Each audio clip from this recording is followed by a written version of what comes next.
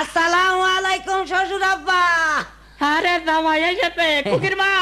এই তো আরে এসো, কই গেলে? জামাই এসেছে। বাবাজি ভালো আছো? হ্যাঁ আমি ভালো, আপনারা ভালো আছেন গো? হ্যাঁ।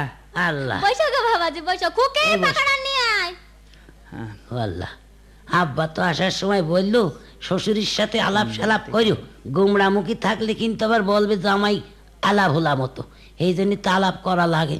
কি দিয়ে বা শুরু করি আলাপ? ও আচ্ছা, পাইছি। হ্যাঁ শ্বশুর আব্বা, হ্যাঁ কি? বলছিলাম আপনি কি বিয়ে করে আছেন? ধর বাপু, বিয়ে না করলে ওই মেয়ে পেলে করে, আর তোমার শাওড়ি এলো কানতে। তা কার সাথে বিয়ে করেছেন আগা? তো চালালে কেন তোমার শাওড়ি গো, শাওড়ি। ধর বাবু, একবার ঘরে ঘরে হয়ে গেল না? হ্যাঁ শ্বশুরের সাথে শাওরির বিয়ে একদম ঘরে ঘরে হয়ে গেল না? দেখেছো? বাইরে বিয়ে করলে তো একবার দেখেছো? কুটুম বাড়তো বাবু।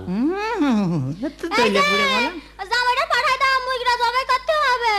ও মুরগিও যাও গো। জবাই করতে হবে? হ্যাঁ হ্যাঁ, দাও দাও দাও দাও।